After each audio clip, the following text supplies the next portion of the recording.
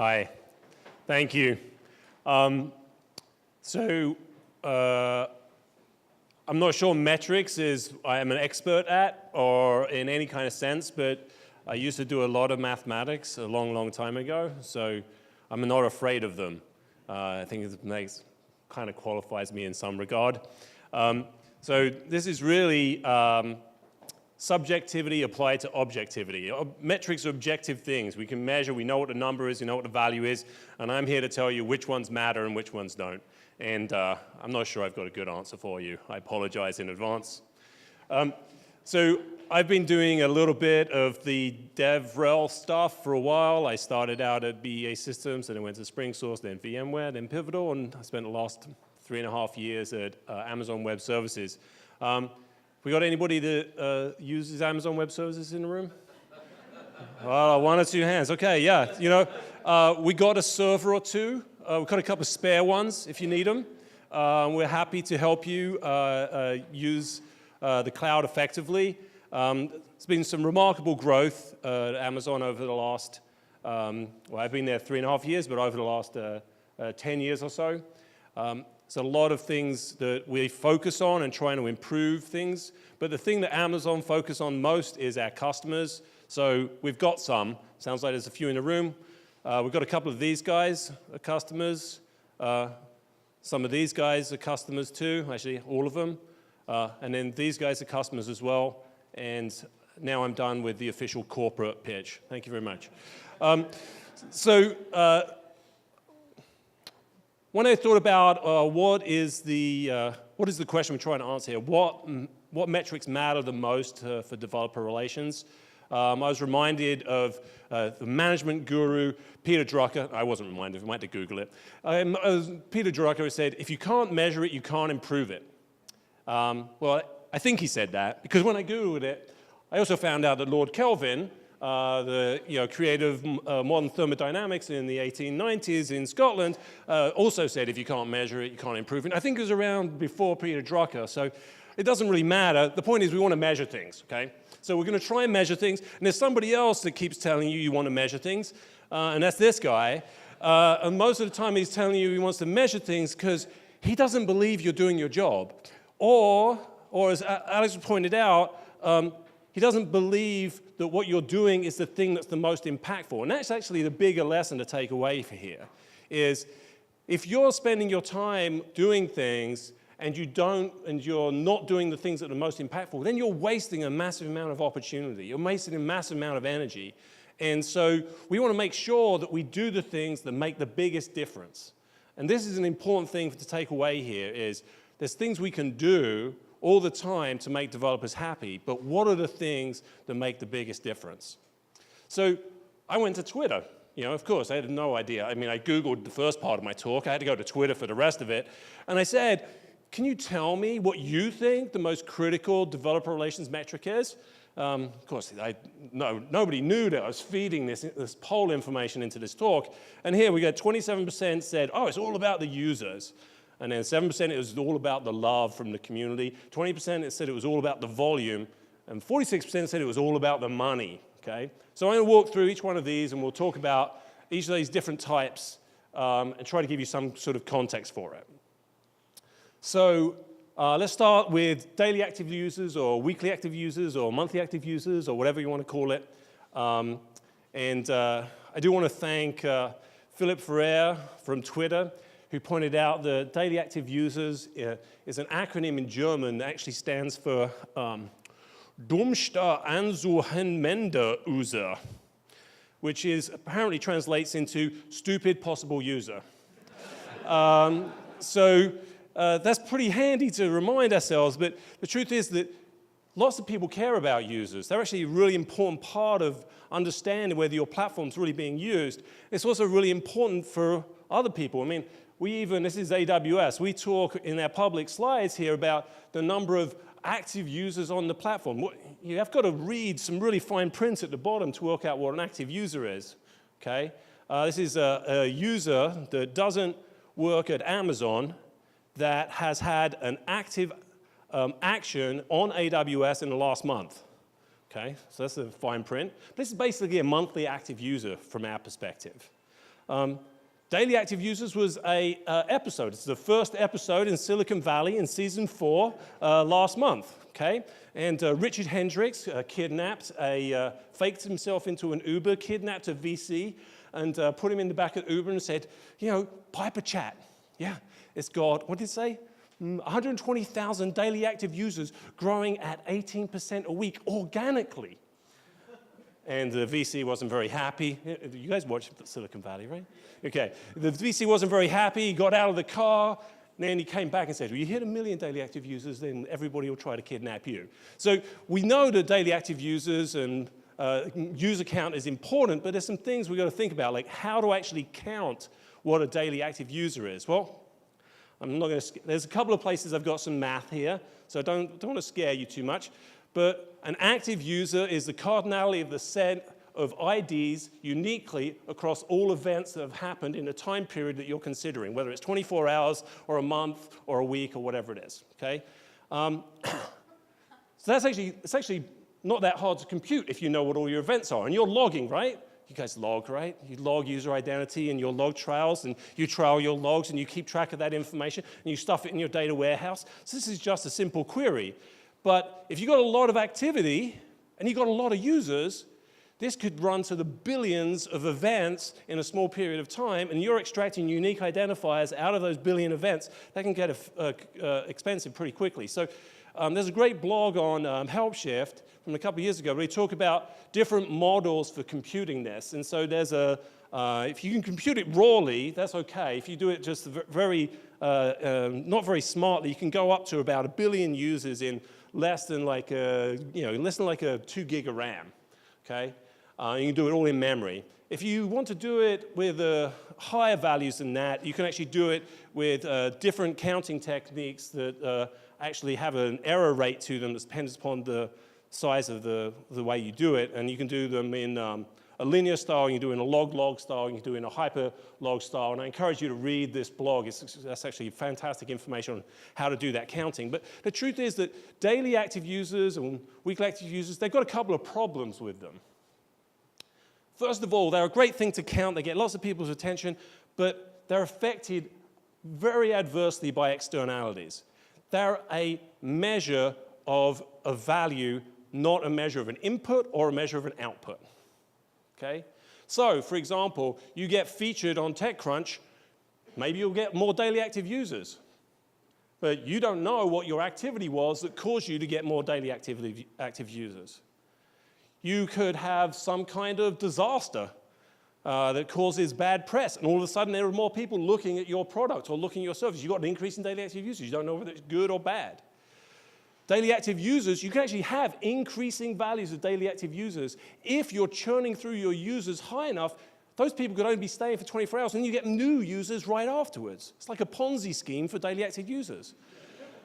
So you could be masking churn in your user base if you're just focused on the daily active users.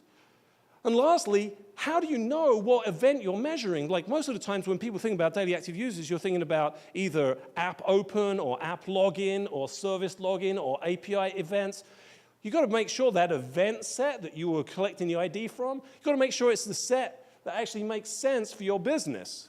So you can't just naively go around measuring daily active users. You've got to use some smarts to think about what does a daily active user mean for me, my app, and my service, okay?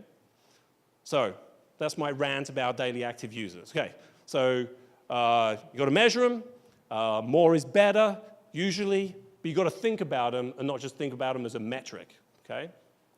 So let's talk about love. Well, I'm not going to really talk about love or GitHub stars because, Jono's the man, okay? You guys want to, hopefully you all watched Jono talk earlier today. I recommend The Art of Community to everybody. It's a fantastic book. He's the expert at talking about these things. I loved him mentioning accepted pull requests, merged pull requests is a great measure of engagement in open source projects. It's a fantastic place to look at it. I've got one data point I can talk about on users versus contributors versus committers. I used to work for a company called SpringSource. We had a little Java application framework that was pretty popular. You may have used it a little bit. So this is actually from my time when I was at SpringSource about 7 years ago. And this is the population information from our community. And when you look here, you can see the top number of user base, number of subscribers. That was the number of people that are engaged with us, subscribe to our newsletter. Active is the number of accounts and user accounts on our community forums. Answers was the number of people that actually answered questions on the forum. Look at that ratio. 400 people answered all the questions of 12,000 people on the forum. And there was only 20 committers in the whole team that committed to that open source project. And in fact, the most important ratio we considered when we were part of that company was the ratio between the committers to the experts, the core to experts, okay? And every committer, every project lead on Spring was encouraged to make friends and build relationships in the community with the people that answered questions in their forum. The goal here was to get the community to be self-serving, be self-sufficient, and find those community members that would answer other people's questions instead of having the engineers answering those questions all the time themselves. So that, for us, was a critical metric. The user base was a big metric for the business because that was the top of funnel for our conversion and so on. But it was really, for us, it was about the committers to answers ratio. That was the important one. All right, so I'm not an expert on love. I've been accused of being pretty loud sometimes, so maybe I'm an expert on volume, but I'm not even sure I'm an expert on that because Tamao and Andy Piper, Andy still around? You guys are going to laugh at me because my Twitter's so weak. My Twitter game is just weak, right? Very weak. But you'll find no shortage of companies that will talk to you about, oh, I can measure your Twitter, I can measure your social media engagement, I can give you your impression, I can give you your reach, I can give you the total number of people you're talking to. And you'll get your Google Analytics and you'll be like, oh, look at all my page views, and those are my unique page views. How many people are touching me? You've got all this information, and I'm not sure, I don't know. I don't know if that data actually means anything to me. I don't know how to measure what the value is of an impression on Twitter, some drive-by viewing of whatever I said 2 months ago. I don't know what it means. So what we've done at AWS is we've thought a little bit more about what our standard unit of measure is when we talk about engaging with the community. And our evangelism team, which I'm responsible for, along with the developer marketing and startup marketing team, our evangelism team, we think about measuring engagement using a unit. The single unit is 1 hour of in-person time. Okay? Now, in a forum like this, we've got 100-odd people. 1 hour of in-person time, that's 100 units. Okay? You get to speak for 1 hour to 100 people. That's in-person. That's 1 unit. That's something that's long enough to have substantial interaction, a real conversation around the technology, to actually really think about things. But speaking at conferences isn't the only thing that our evangelists do. Evangelists talk on webinars, they write content, they broadcast on Twitch. It's amazing, they broadcast on Twitch. They write blog posts, they brief the press, they talk to analysts, they do all kinds of things. Okay? So there's a collection of activities that our evangelists do. And for each type of activity, we ask them to measure the audience reach in which they talk to them. And then we sum them over all of the activities they do. And then we apply a weighted measure so that each one has a value that's related to this single unit, this 1 unit hour. So webinar time is worth about 43% of a 1 unit. Okay? Because webinar, what do you do when you're on a webinar? Nobody multitasks, right? You're not on email, you're not on Twitter, you're not doing anything else in a webinar, right? So we actually did a pretty nice regression to get these weights to work out what they should be. And we've got this little formula that calculates these things for us. And now we've got an idea of what our evangelists are doing. Now we've got an idea of the kind of reach and impact they have. And don't be afraid of the math. It's a double summation. It's really, this is a vector multiplied by a matrix. It's easy. Okay? Still get a scalar at the end. You get a numeric value at the end. It's great. It's great. It's great. All right. So talk talked a little bit about volume and how we think about volume at AWS, but you guys told me that the thing you cared about was money. You said money was the thing that mattered. That was what you said in the poll. So let me talk about money. Money is paid conversion to paying action. Now, for all of you, you should have an understanding of what that means for your business. There needs to be an event which you are measuring your conversion on. Now, for most people, it's handing over the credit card details, right? Sometimes it might be sign up if you have to give a credit card when you sign up, or sometimes it might actually be activity in the account that causes some kind of billing activity if you've got some free tier that you have to get over. So it kind of depends upon your business which one of these things is actually a conversion event. But it doesn't matter what it is. I don't know what it is. You know what it is. I don't know what it is. But what matters is that the event downstream gives you information about the spend of your customer. Now, last year I talked about customer lifetime value and how to compute it, and I thought scared a few people with a little bit of statistics again. But it's pretty easy stuff to compute, but it's really worth doing. You should understand what the value of a customer is to you on your platform. But we're not talking about the things that happen after you start paying. We want to know about what activity did you do that produced that paying customer. So we talked about, talked about this by Alex. He said, got to do your things, got to measure what the most impactful thing is. Well, how do you measure that thing? How do you know what thing impacted this conversion? Well, there's lots of things, like maybe someone searched for you and found you, and so you're really proud about your SEO because your SEO game really worked, okay? Your SEO game got you to the top of the search rankings and wound up at the conversion event. Or maybe you were very smart and you bought some AdWords and they clicked on the AdWord and that converted, so that's the thing that brought them to the conversion event. Or maybe you had a webinar and they really loved the webinar and they came out of the webinar and they said, I'm going to sign up for your service. Or maybe they saw you on Twitter and said, that thing solves my problem, I'm going to go sign up again, conversion event. Maybe they said, well, I don't know, I got your email somehow, and I sent a direct email to you, and you loved what I said in that email, and you signed up. You reminded me that I should sign up. Or maybe you saw all the cool stuff we were doing on Twitch, and you said, okay, yeah, no, I see what you're doing on Twitch. I like what you're doing on Twitch. I'm going to go sign up now. So there's lots of different paths to this conversion event. So how do you know what path is the one that caused the person to convert? Now, it's even worse if you think about what they actually probably did. So they probably just Googled the problem they had, and they wound up on your website because you did great tech docs or you wrote a great blog that said, this is how you solve problem X.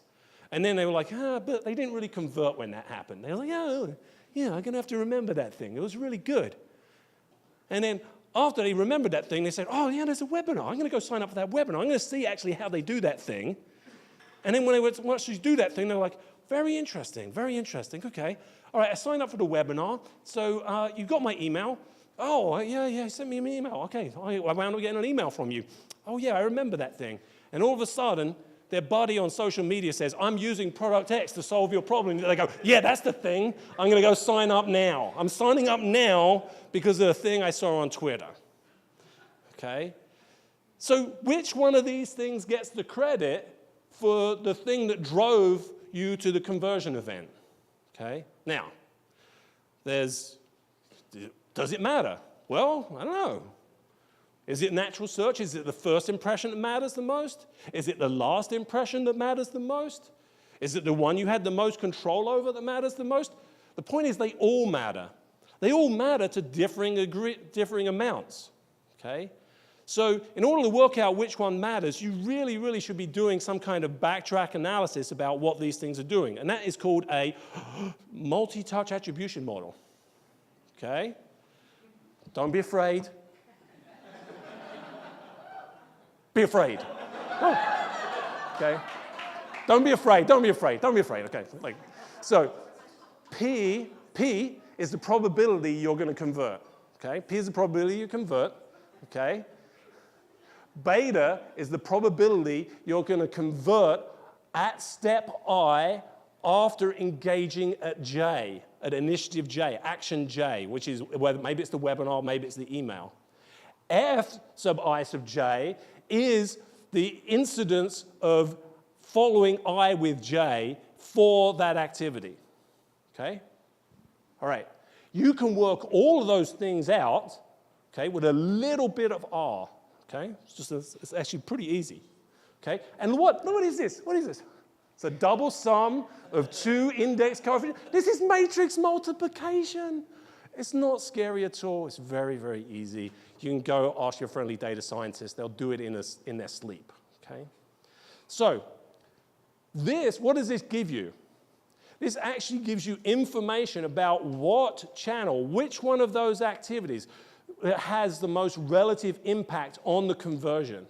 It tells you whether email was the thing that was most likely to convert people. It tells you whether the webinar was the most likely thing to convert people. You can get all of this information about what the most valuable channel was to your conversion event by just doing a little bit of mathematics, okay? And it's a lot more straightforward than it looks in this picture, okay? So, I'm wrapping up, okay? So, I'm going to wrap up early. So the question is, what metrics matter in developer relations? What are the key things you've got to watch out for in developer relations? Well, here's the answer you've been waiting for. It's all of them. It's all of them. Every metric matters, okay? But I'm reminded that maybe we weren't asking the right question. In fact, I think there's been a situation I've read about where, 7.5 million years were spent by deep thought working out the answer to the meaning of life, the universe, and everything, and the answer was 42. Right? Anybody else here read Hitchhiker's Guide to the Galaxy? A couple of you, hopefully? Okay. And what did deep thought say at the end of that entire long experiment? Well, he said 42, yeah, but you probably didn't really know what question you were asking. And that's what's happening, okay? That's what happens in developer relations. It's not what metric matters the most. It is what problem you're trying to solve and what metric can you use to work out whether you're doing the right thing. So you've got to apply some thought. You've got to apply some knowledge. You've got to apply some logic. It's particular to your business environment, your use case, your product. Is it about conversion? Is it about getting people into the top of the funnel? Is it about understanding which activity was the thing that caused conversion?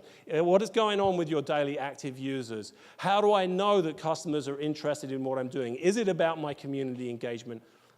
I don't know. You know. You know already, okay? You know what your product is. You know what your community looks like. You're just looking for the measure that will help you identify the things you already know. And these tools, the things we talked about here, they're simple tools to help you understand those things. But what was right for me thinking about what an engagement metric is for evangelists for AWS, or me looking at the segmentation model for attribution model for our audience input for customer sign-up for AWS, that doesn't help you any, because your problem is not my problem. Your problem is different from my problem. And you should be solving your problems and using simple metrics that you can take control of that will indicate what the right result is for you. I strongly encourage you guys to think about things being metric-driven. It makes it much, much easier to make those conversations with your leadership, with your CEO, and with your manager about, I am doing the right thing for helping the community. Now, you can do all the friendly outreach, soft touch, intangible stuff as well, because that's what we get super validated on. But if you want to justify your operations, justify the things you're doing, you've got to make a stronger case to your business about what it is you're trying to do. And so that's it. Thank you for indulging me with a few pieces of mathematics. I work for Amazon Web Services. Gina Clementi is here with me from Amazon as well.